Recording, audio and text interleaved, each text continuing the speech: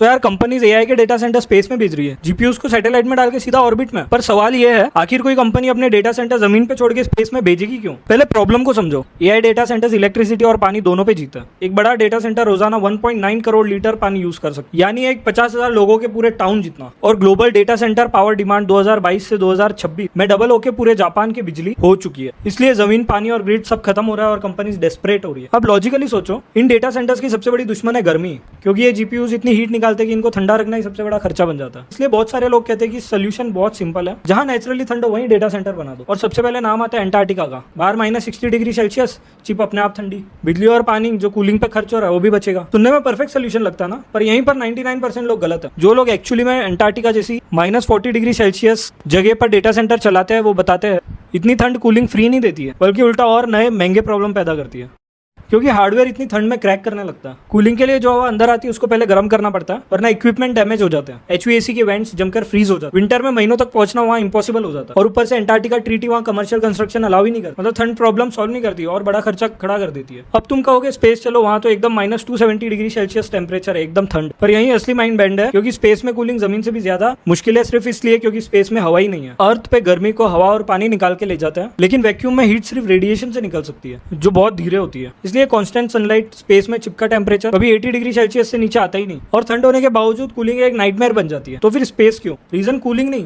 सन है। क्योंकि एक सही ऑर्बिट में सोलर पैनल स्पेस में अर्थ से 8 गुना ज्यादा बिजली बनाता है, और लगभग 24/7 ना बादल ना रात, यानी फ्री एंडलेस क्लीन पावर, जिसमें ना जमीन चाहिए ना पानी, ना ग्रिड का परमिशन, ना कोई नाराज पड़ोसी। यानी जो चीज अर्थ पे सबसे मुश्किल है, जो कि पावर, वही स्पेस में सबसे आसान है, और यही असली गेम है। और ये सिर्फ थियरी नहीं है। स्टार क्लाउड ने नवंबर 2025 में एक एनवीडिया H100 जीपीयू स्पेस में भेज दिया। गूगल का जेमिनाई चला के स्पेस में एक मॉडल ट्रेन भी कर दिया, और अब प्लान है 88,000 सैटेलाइट्स का। गूगल का प्रोजेक्ट सनकैचर अपने टीपीयूज ऑर्बिट में भेज रहा है, जिसके पहले प्रोटोटाइप्स 2027 में आएंगे। और स्पेसएक्स ने तो 10 लाख सैटेलाइट तक का आइडिया भी रख दिया। कैच सिर्फ इतना है, अभी ये जमीन से लगभग 3 गुना महंगा है, और ये तभी चलेगा जब रॉकेट लॉन्च इतना सस्ता हो जाए कि हर किलो भेजने का खर्चा $1500 से गिर के $50 तक हो जाए, और जिसके लिए स्पेसएक्स की स्टारशिप चाहिए। तो ये 2030 का बेट है। पर सोचो, हम एआई की भूख मिटाने के लिए पूरा प्लेनेट ही छोड़ रहे हैं, और वजह ठंड नहीं सूरज है। तो सीधी सी बात, अगला डेटा सेंटर शायद तुम्हारे सर के ऊपर ऑर्बिट में हो। कमेंट करो ये जीनियस आइडिया है या पागलपन। फॉलो कर लो, क्योंकि ऐसी